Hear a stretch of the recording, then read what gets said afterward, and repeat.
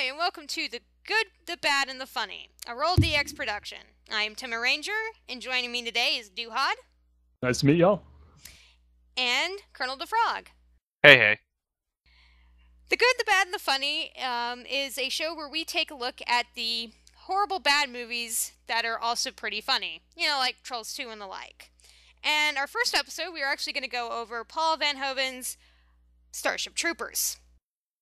First, we want to start out with what was good in that film, and to deliver that, we have Duhad here. All right. Well, the thing is, if you watch, as many kind of old school 80s, 90s, 70s, all of these, kind of crazy movies from those decades, you kind of get a bit of a resistance for some of the more cheesy elements. And as far as cheesy, good movies go, I'd say Starship Troopers is right up there. Paul Verhoeven, who also directed RoboCop, has a real knack for delivering fun, funny, and fairly smart science fiction films with lots of gore, lots of exciting action, and generally pretty decent scripts. I really enjoyed Starship Troopers, just on a purely, enjoying legitimate level. It had, fun fight scenes. The characters were fairly memorable for the most part. And, the enemies in the arachnids, if I'm remembering that name right, were really, really great. I still hold them up as one of my favorite mook villain races in science fiction. So I'd say that while the film, does have its negative points, it actually stands up pretty well, especially in the special effects department, which, despite the film being very old by this point, by film standards, still holds up surprisingly well. You can go back and watch that film, and it looks better than a lot of movies that came out in the early to mid 2000s. It's a fair point to make. A lot of good model work went into this film. And yeah, Verhoeven does have a real knack for putting together your 90s ultra-violent sci-fi flick. That he certainly does. The level of gore and, just grotesque violence in this film is pretty, crazy. While some of the effects don't exactly look realistic, it actually all kind of goes into this great Mortal Kombat feel of, just so gruesomely over the top that it kind of turns around and becomes funny. And I think that's actually partly intentional. It kind of goes along well with the, crazy, would you like to know more fascist dictatorship PSAs that, are scattered all throughout the film, which gives this great tongue-in-cheek vibe to, the film, which I personally think was, at least, it was fairly intentional, at least on some level. I don't know if Verhoeven was necessarily the one making that call, but I think someone, was kind of in on the joke, and that works well, in the film's credit. Are you talking about a comic book feel, Duhad? Yeah, it's sort of a, a very kind of stylized look. There's a very, I don't know how best to say it, but it doesn't feel realistic, but it does feel dramatically appropriate. Everything feels dramatically appropriate. Well, you don't get taken out of the experience from it. I'm sorry about that, Duhad. But yeah, it's right. actually very true in a lot of Van Hoven's, sorry for mincing his name, but it's very true in a lot of his films, like RoboCop, is this tongue-in-cheek take on kind of the industrial complex in Detroit and all that, and kind of the classism that deals with that, but also just the gore is also just over the top. I mean, the one scene thinking about where the executive executive just gets shot up. Yeah, there's the iconic scene in RoboCop where an executive is blown away by the Ed 209 robot, and the practical gore effects in that shot hold it up as one of the, iconic scenes of just practical violence. They also apparently toned down that scene too. That was supposed to be a lot more violent, but again, also Total Recall kind of had that cartoonish violence vibe to a lot of what went on. So I think it's just generally something that he does in his films. Fair, but before we go ahead and wander too far off, we are talking Starship Troopers right here. And I should note that one of the great strengths of this film, as your standard comic booky, I suppose you could say, a sci-fi action piece is his directing. The guy does have some serious directing chops and is very committed to being a director. There's a very famous scene in this film where, you've got all these actors naked and showering together. Apparently, he was so convinced that it was necessary to have in the film that when the actors told him they'd only do it if he stripped down as well, he didn't even pause. He just stripped right down and directed it in the buff. You gotta respect that level of dedication, though you have to also wonder about his motivation. Yeah, sure, I want you all naked when we film this scene. Okay, but you have to be naked too. Well, you don't have to tell me twice. I mean, a bunch of nice-looking 20-somethings? Hell yeah. Yeah, but yeah, definitely a lot of respect to the dude. He is a dedicated director, and there's a lot of people who probably just would have, half-assed a, film like this, and he didn't. Say what you will about the film, he did not, half-ass it. No, it's actually fairly technically impressive. Like I said, there's great model work. You've already gotten onto the practical violence. Even though there is, a couple of missteps here and there, which we'll get into later, where it really does stand up very well as special effects. Where there was CG, it generally blends pretty well into the shot. There's to be said about Verhoeven as a filmmaker, and that Starship Troopers is kind of a good example of both his highs and his lows. So at the moment, we're on high. We haven't really talked much about the cinematography that was done in the film, which was actually pretty good. Yeah, well, to be fair, it's kind of hard to really get at. But if you actually watch through this film with an eye for that kind of stuff, it's definitely there. This is, he didn't half-ass this. There were very good shots in this film. And, while we don't exactly have a video to show you, oh, this was a great thing and we can put it up against this, great classic, it's there. Take a look at this film sometime. If once you've had a little bit of a grounding in cinematography, and, it's not a masterpiece by any means, but it's good work. So, I think that, as a rule of thumb, we also need to be, really grooving on this film. We also need to be really enjoying it. If that's the case, though, why is it on, why is it on this show? Is there any areas where this film didn't do so well in? Oh boy, can you hear me cracking my knuckles? Yes, I can. Excellent. Well, here's the thing. I love Starship Troopers, the movie, right? As a sci-fi action piece. I'm totally with you there, Duhad. I actually watched this film quite a bit. I also absolutely despise it on other levels. I have heard you mention that. Yes. Something of which our viewers may not be aware is, despite my name being, Colonel deFraug, I am not part of the military.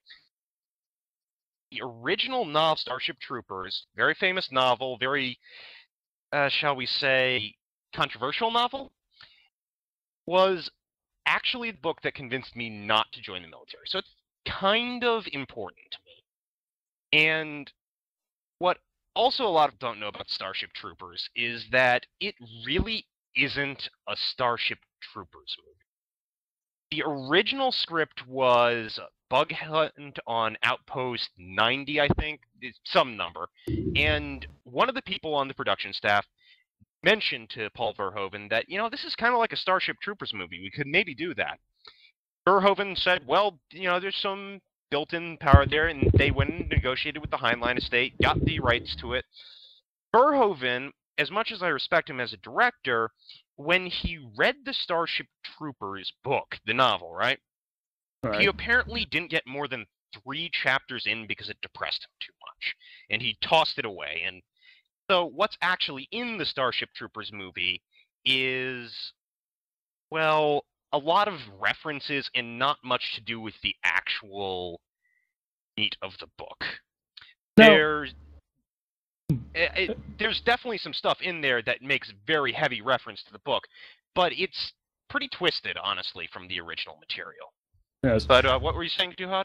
I was just going to say, Colonel, I, the illiterate masses, have never read Starship Troopers by Robert Heinlein. And actually, that's not just a joke. I actually have not read the book. I've skimmed it. But please elaborate. I've seen this movie, and we're talking about this movie, but how does it differ from the book? What was the book like? Okay, the book is a young adult novel, and this is in most general terms, that follows Johnny Rico,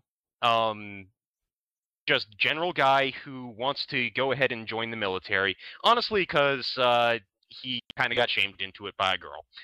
And it charts his progress over, basic training, going up through the ranks, eventually becoming an officer.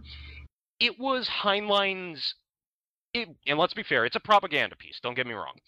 It was Heinlein's idea of saying, if you did like this look at the military, why don't you try it yourself? Because Heinlein actually was in the military, though he's Navy, and he thought that people should join up. The book has a number of things which are completely missing from this first movie, because there is a trilogy of these folks, and I believe actually another one that came out more recently, actually in 2012. Wow.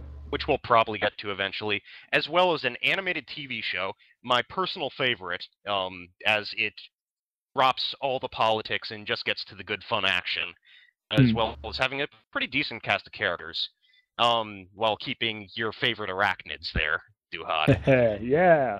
Starship Troopers, Roughneck Chronicles. Try it, folks. It's wonderful. Anyway, but the book postulates this group of infantry, the mobile infantry, which are powered armored soldiers who go off and fight for humanity. They drop out of ships in these, essentially a space version of your paratroopers, shot from orbit down to the ground, power armor, do all that kind of stuff. They're a very, very professional military force. In fact, to this day, Starship Troopers, or at least I believe to this day, Starship Troopers is required reading for Marine Corps officers, as it's kind of their thing that they want to do. Now, a lot of the controversy for the book comes from the fact that, and this is actually in the movie, by the way, the society which is postulated by the book is often taken to be a fascist one. The idea is that if you want to become a citizen and have the right to vote, you must go through service to the Federation. And this most often is military service, because the Federation was set up by a group of veterans in the wake of some pretty devastating civil wars. This has caused a lot of people to call the Federation entirely fascist, though there's arguments that can be made either way. Anyway, Verhoeven's, and this is the kind of the crux of my problem with this movie, Verhoeven's actual stated goal and his message for this movie, because he generally does like to have a message, is that war makes fascists of us all. Cool, fine, I'm on board with your message, Verhoeven, because the military-industrial complex does give us a lot of problems. And it's very easy to dehumanize the enemy, the reason for the bugs being the bugs. But unfortunately, the fact that you do have such a fun comic book movie, one, undermines your message of, oh, we're so fascist, it's so terrible, because we like this movie. It's fun, it's good, we enjoy it. But also, when he's making his point that war makes fascists of us all and we do horrible, horrible things, if you actually, apply games theory to a lot of the things that you were supposed to be poo-pooing, they don't stack up as bad decisions. They actually are pretty good ones. You might want to explain the definition of games theory there, because games theory here is the high-level numbers game that people will talk about whenever they're talking about making hard decisions. Like, if you're in a situation, what is the best thing to do, given that the other person's also going to be trying to do the best thing as well? There's a very famous scene from this movie, or relatively anyway, where the guy who Neil Patrick Harris, who we love, by the way, plays, essentially says, you don't approve? Well, too bad. We're in it for the species. It's a numbers game, and they've got more. Paraphrasing here. Well, yeah, it sounds heartless and cruel, and he's wearing a Nazi-esque uniform, I don't deny, but he also happens to be right.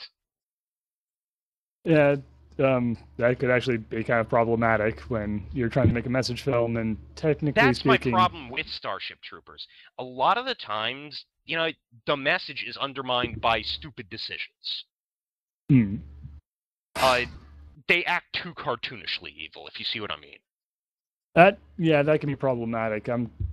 Heck, I wish I could remember it now, but there was something I was actually just talking about a while ago about how if you have a cartoonishly evil villain whose motivation seems to be nothing but commit evil, you end up with a really really flat character, or character in a government if it's a government. Which kind of takes you out of experience. And one thing that I did like about Starship Troopers is how well it manages to keep you grounded in the universe, in the story. And if you do kind of get the feeling that these guys are a little too evil to properly, to actually exist, it does kind of take you out a little bit, especially since we're following people who live in the society. Yeah. There's another example of this. Another scene that's there, and it involves one of my favorite actors in the movie, Clancy Brown, who will probably be showing up in a lot more of our things that we're going to be taking on. We love you, Clancy, but you've got a history of being in crap. He plays in this Career Sergeant Zim, who's the drill instructor that Rico meets. In the book, he's roughly the same character, if we're being perfectly honest. And he goes ahead and he challenges this group of recruits to, take a swing at him. He's establishing his alpha dog. Yes. In the book, the first person takes him on, he, does a throw and gives them a green stick fracture because he didn't do the throw quite well enough. He wasn't able to control it. He got a little out of his hand and broke the guy's wrist. Sends him off to the medic, right? Right. In the movie, well, you've seen the movie. He goes ahead, throws him to the ground perfectly, then on the ground gives him a compound fracture intentionally. Yeah. And while it's a great, disturbing scene, kudos to that, it's one of those things that, why is this guy doing this? There was no friggin' point. Fair. That is fair. Yeah, it is a scene that does kind of not make a lot of sense, to take a green recruit and basically just go like, I am going to horribly mess up your arm just so I can make a point about how you are nowhere near as good as me. It just occurred to me, Zim is a treasure trove of these. Later on in the movie, they're practicing knife throwing. This is from the book as well. In the book, one of the recruits goes ahead and asks, why do we practice knife throwing? We've got nukes. Why don't we just press nukes? The button and fire off a nuke. I'm going to start with the movie. In the book, he goes ahead and explains the reason for the continuum of force. Sometimes you don't want to nuke someone. Sometimes that's just plain overkill. In the movie, well, do you remember this one, Duhad? Oh, I love this scene. Whap! Puts the knife straight in his hand after telling him to place it on the wall and says, the enemy cannot press a button if we have disabled his hand. Oh my god. Okay, true, and actually part of, I believe, it's been a little while since I read it, I believe that is part of the line from the book, but seriously, it takes away the whole reason for it, and just, I want to knife you again. Now, granted, I believe that it was Busey. Yeah, Jake Busey was playing that guy, and he was supposed to be an annoying character. So wonderful to see him get knifed. But seriously, what the hell, man? It was a little bit brutal, though. It does remain one of my favorite scenes in that film. Just for pure hilarity. No, it's a great. All these film scenes are great, but they actually undermine the message by essentially saying, "Well, this is just absolutely stupid. Why are they doing this?" They're wonderful, when you're watching it just for a popcorn flick, but they diminish the message. And Verhoeven, if you actually listen to the track that goes with the director's commentary, did feel pretty strongly about this movie. And I can't blame him, having, dealt with Nazi Germany and such. True. I'm going to move away from the politics and the message of the movie and just get on to one other thing that just cheeses me right off about this movie, and Hollywood in general. In this movie, it's Dizzy Flores, and the romance that goes with her, and also, if we're getting on it, also Carmen Ibanez in this. I was about to say, we have yet to touch on one of the worst aspects of this film, which is the romance plot tumor. Well, to be fair, save the best for last. Oh boy, is it ever. Because, we can disagree about whether message or fun is in the movie, and that's a lot of our where do we weight Starship Troopers as a franchise, right? But we can all agree that that was a terrible, terrible thing to put in this movie. I understand Hollywood. You got to put in the romance plot to all the movies. Hell, James Cameron, who I generally think is a pretty good filmmaker, and even if Duhad often has a couple of nasty words to say about him, has said that, all movies should be about a romance. Okay, I can get behind you there. I get what you're saying. But if you're not doing a film that's centered around a romance generally isn't really needed for the film. Starship Troopers was originally a movie about, it was originally a book about, going through the military and what that was like. The movie was about how war makes fascists of us all. In what friggin' way did we need a romance for that? Not to mention that, in the book, Ibanez she was just a quick character that showed up in, 3 chapters? 2, 3, yeah. Yeah, 2, 3 chapters, and while she was why Rico joined the military, he just kind of dropped out of contact with her until he hit OCS and just met up with her again. I should also note that he didn't actually have a romance with her. He had dated her once or twice, but she had done that with, everyone. She didn't have any steady people. Because this is Heinlein. Because, Heinlein. This is Heinlein. Yeah, he was shamed into it because she was going for Fleet, and he went, okay, well, I guess I'll do that because I can't, lose face in front of a pretty girl. And then he later meets up with her when they're both in service together, and they share, a nice little dinner. No romance involved, right? Instead, in the movie, the two of them are, totally together, and he's way in love with her, but she doesn't really care that much about him, it seems, and there's ridiculousness here. And Dizzy Flores, who was originally a character in the book who was a male and died in the first chapter, becomes a whole new female who is totally in love with Rico and joins the mobile infantry, just like he does, and gets transferred to his training battalion and all sorts of bullshit.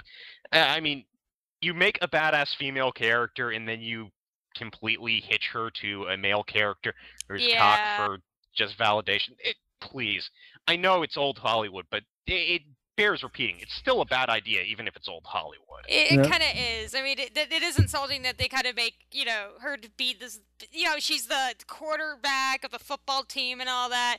She's supposed to be this major badass, and here she is just, fawning over wanting to have sex with Rico and obsessed with, his cock. Actually, quick question. If Carmen died in the first chapter, Dizzy. Dizzy. If Dizzy died in the first chapter of the book, was she the equivalent of, or he in the book, the equivalent of Black Lady, or a random white dude who got shot in the head in training? Actually, no. Dizzy dies in the movie too, but Dizzy was actually a illustration of the fact that the mobile infantry never leave a man behind. Because Rico and the lieutenant for the unit that he's in at the time go way out of their way to rescue him crazily. They do something crazy. Their retrieval boat shouldn't have been able to pick it up. But, the military works really hard to go ahead and recover Dizzy, and Dizzy dies on the way up to the ship. And no one... It's horrible, it's terrible, but you don't leave a man behind. And it's essentially trying to get across this moral point. Right. Instead, they turned it into a romance plot tumor. So this was a time skip though, because the book doesn't open up with him already in the infantry, right? Actually, it does. It does. Oh, okay. Yeah, it opens up with him originally in the infantry, and then goes back to show how. Okay, yeah. So it's a jump ahead in the story. The first chapter is a jump ahead, just like in the movie. Actually, the movie begins with a jump ahead to his first. That was actually pretty well done. Yes. Yeah, combat mission. All right. Well, now I'm all depressed. I was talking all about how much I love this movie and how much fun it was, and now we're going over how much it sucked. Yeah, and we didn't even go into, the bad acting that shows up here because we had some real stinkers. But let's not go into that. We'll let you folks go ahead and watch it and enjoy that little bit for yourselves. Yeah. Because as many good performances we got 5 bad ones at least for each good one. But isn't there something else that happens when you have a movie that has that many bad performances? Something where all that bad starts to actually turn around and become good again in a way. I believe that's the third word in our title, isn't it? It could be. And don't we have a third, host? Yeah, Yes, you know, there is. there is, and Duhad, your acting is so fabulous. I know. I am emoting. You are emoting so well, and you know what? Duhad, as played by Tommy Wiseau. Ha! He sucked his brains out. That is what I'm going to start with on this. Fair enough. Because we were mentioning acting and everything, and just the good people they did get for it. Let's face it, they just had a ball with it. Apparently, well, Michael Ironsides is known to be a Massive ham. massive ham Yeah. and a method actor, actually, too. Yes. So he can just really get into that role, and he delivers that line with the utmost seriousness in his voice. They sucked his brains out. Oh, And lordy. you just can't help but laugh because it's such a bad line. For those of you watching at home, folks, we're going to revisit Michael Ironside quite a bit. He had so many roles in these movies. He's amazing. So this Clancy Brown, and I think what we were discussing before actually coming into this, that it was funny that Johnny Rico, all of his like teachers and commanding officers and such, were villains from Highlander. Kind of a weird coincidence, that. Yeah. Kind of the one thing, I guess it's mixture of bad, but it's also kind of funny is when you look at how the military is structured, that apparently it takes a year to go through basic, but it takes 3 months to be certified as a flight instructor for the fleet. Really. Yeah, less really, because well, you see Rico, the time lapse it seems to go that Rico spends about a year in basic and all that. Meanwhile, Ibanez, Carmen, she's just moving up the ladder. She's already like, when she breaks up with him, I think she made helmsman or something. And then when we see who like her teacher is, and this is the other part of the horrible like romance plot tumor, was the rival guy who really did nothing but be a rival and a douche. He joined around the same time as her, and yet he was her flight instructor. Yeah, wasn't there like a week worth of time between the two of them joining up? Yeah, Maybe? yeah. Anyone knows that's just silly. I mean, but Dude, I think you said something funny earlier when we were talking about this point of well, it takes forever obviously for people to walk. Well, yeah, no, the thing is, it makes sense that, it would take only like a few months to learn how to be a fighter pilot for one of these shuttles or like the super carriers, but it takes forever for people to learn how to be in the mobile infantry. And that's because human beings naturally are born with the ability to fly advanced aircraft. But we don't know, like in our day-to-day lives, we don't walk places, we fly spaceships. So it takes us a while to learn how to move our legs properly in a way that allows us to, move forward without the assistance of a high-tech airship. This is obviously why that, by the way, that this is what took, so long for it to go through basic. Meanwhile, it took, less time to actually helm a pretty impressive piece Super of machinery. Carrier. Yeah. And Massive sarcasm alert. Yeah. What is by the this way, sarcasm you speak of? this brings into Denise Richards, who, other than Caspian Dian just not being a very good like lead actor. I mean, he's good enough, but he's not really someone that draws inspiration. If you kind of know what I mean. He's pretty and beefy, but not much else. Oh God, who's the guy that plays Thor? I'm trying to think of his name. Chris Chris Hemsworth. Hemsworth. Yeah, Chris Hemsworth, who is just oozing with charisma in his voice or anything. He's not like that. Nope. But Denise Richards was, I think, by far the worst. She was pretty horrendous. She was just horrendous. It's like, why did they choose her for this role? She's just kind of a... Because she's pretty, Tenma. Yeah, That's the only criteria. Well, yeah, she's pretty, and that's probably it. But there's a lot of other pretty people who can act. Yeah, that's all I'm saying. Like Neil Patrick Harris. Maybe she worked for cheap for this film? I don't know. When was this in her career? I don't know. Well, anyway, the point is, Yeah, Denise you know, Richards just. She she always had was. the. Sorry. Yeah, she's not very good, but to be fair, she's fairly hysterical to watch her, fail to actually convincingly portray sitting down at a command station. Yeah. Or If you're failing where Shatner succeeded, you've got a problem. you've got a problem. Failing to sit at a command station. Just you also just couldn't take her that seriously as the smart person Ibanez was supposed to be. Yeah. By the way, folks, a quick IMDb says that this was her second actual film that she did. Huh. The first one was called Nowhere. It was an R-rated 82-minute film that I don't think anyone's heard of. Yep. So yeah. And another bit of the casting is we're in Buenos Aires.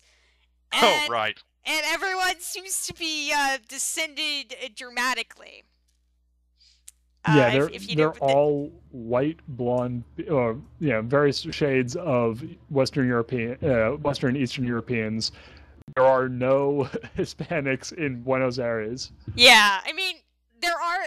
I'm not saying that people cannot be white and Hispanic. There's actually a couple of people that are fairly light and Hispanic, but they normally take after more the Spanish side of kind of the European spectrum, not like the German and English side of the European spectrum. Yeah, what was the name of our main character again?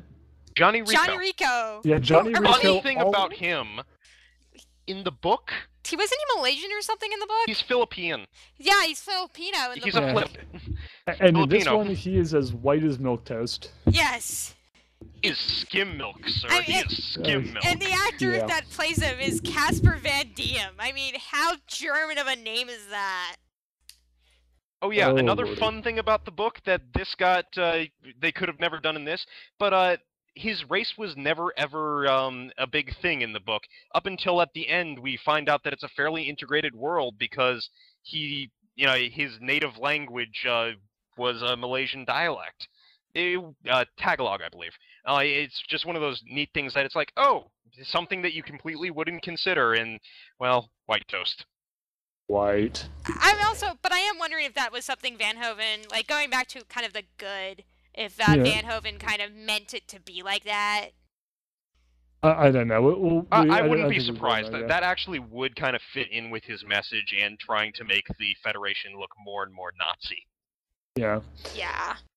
Anyway, the point is, on the funny side of things, the movie is full of these people who are very comically miscast. There are really bad actors. There's some really great actors, including, as you mentioned, Neil Patrick Harris is in this as a Nazi-esque psychic. He's actually one of Rico's best friends from high school. Yes, who ends up becoming a psychic Nazi. That's just... Psychic Nazi colonel. Yes, come on, it's Neil Patrick Harris as a psychic Nazi colonel in space. Yes. Which is better than what happened to him in the book series. All right. He's mentioned at the very beginning and then dies. Yeah, he never joined the military in the book series, and the research outpost, he did go into service, but the research outpost, which he was assigned to, because he was so very smart, got hit by the arachnids and everyone died. You can almost hear Heinlein saying, "Yeah, suck it, nerds. Who's the one who's stupid now? Fuck you." I'm actually going to have to disagree with you very heavily there Probably. on Heinlein's distaste for nerds, because he likes his nerd heroes. True, he's a sci-fi writer, he's a nerd hero, but I just love the idea of, like, all these people going to the military and, like, they're kicking ass and bugs, and then all the, like, they send, like, his one friend's like, you know what, I'm going to be a scientist. Okay. You're going to get hit by a rock, by the way. FYI. Fuck you. Fuck you. Explode. Oh, gosh. Yeah, also the whole thing of bringing psychics into it is extrapolated off of a fairly odd scene in the book where psychic potential is never explicitly that thing. It was also implied that the guy who is the possible psychic in the book might just have really, really good hearing or some such shit. They never really explain it very well in the book, but there's this guy who, everything needs to be done, no one hopping around, no one doing that in the book, and, well, psychics now. But, and then suddenly psychics.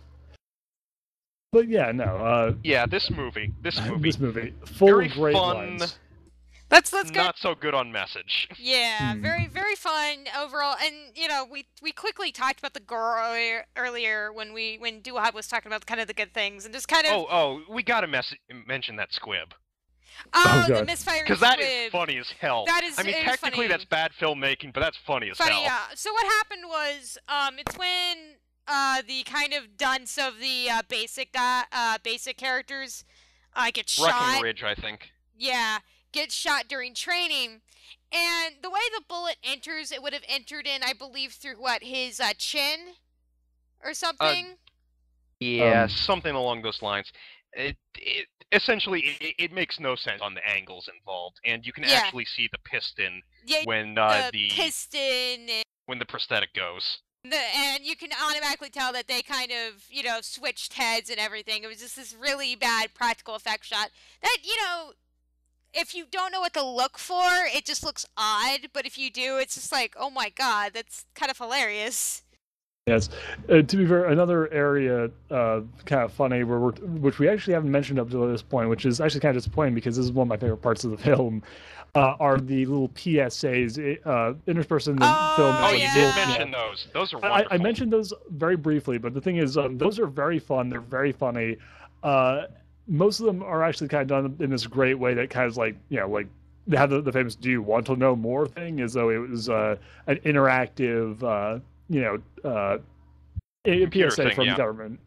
But one of the great parts of the film is, most of these are just goofy and over the top. But there's this one brilliant bit where the bugs somehow launch an asteroid that hits Buenos Aires, the main character's hometown. And there is this incredible scene where this Bubba redneck guy his dog has been hit by the meteor. Oh, the dead dog. Oh, yeah, the dead dog. I got a story about that, but go on. And the the camera goes in on him and it's like everyone is upset about what happened. They go in on him and it's like they killed my. It isn't actually like they killed my dog. It's like the only good bug is a dead bug. The only good bug is a dead bug. That, by the way, dear viewers, is the exact line, just not the way it's delivered, and it's hysterical. Very cool. Funny thing, I watched this movie when it kind of came out when I was like 10, 11, and I was really attached to my dog, and I'm still mostly at the very kid stage, early puberty, and that song, that scene where the dog is there impaled, I had to turn my eyes and I started to cry. Oh lordy. And now actually looking at it, I'm like, this is hilarious. That dog looks awful and so fake. The dog is awful. You remember creepy blind McGonagall? Because she was dead in that scene too. No, she wasn't. She was helped up. She was helped up? I thought she was dead in that scene. No, she wasn't. It was a nice kind of callback of creepy blind McGonagall. Notice, your viewers, she was one of the teachers at the beginning when they were in high school. She was being helped up. Yeah, she was the science teacher. That was actually a pretty good scene. Creepy, I like that scene. Yeah, the creepy lady who's just like, yes, the bugs are evolutionarily superior to us. We think that we are superior to them, but when you look at the biology involved, we are not so superior as we like to think. Yeah. That is both more and less true than people would like to admit. But that's another thing entirely. Anyway, well, look at my wrist. I think we're just about out of time. Yeah, I think we are. Just about. So, closing thoughts on this one, guys? And gal? I still recommend this movie. Just honestly, all the things we talk about. A lot of the stuff does boil blind blood, but not as much as Colonel does. And you might be misstating it a bit, because I'm totally on board with you there. This is a fun movie. It's fun to watch, not fun to actually dissect and think about what's going on. Yeah. Grab the popcorn, grab the soda, turn your brain off, and actually be fairly glad about this movie, because it gave us two more exceedingly terrible in the same vein movies that we can rip into, and a rather good TV show. I'll drink to that. Yeah, no, I love this movie. And that fourth one that we didn't know about. Oh yeah, the fourth.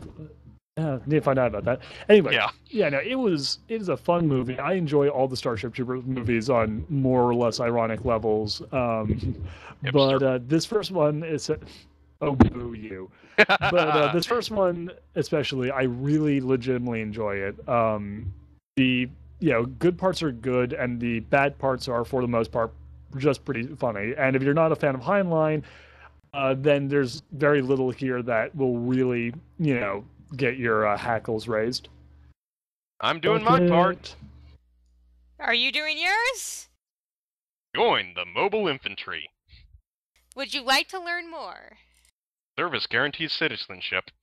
Before this continues, I'd just like to say, it's been nice talking with all of you. Indeed it has. Indeed it has. I'm Tenma Ranger. I'm Colonel deFraug. And I'm Duhad. Till next time.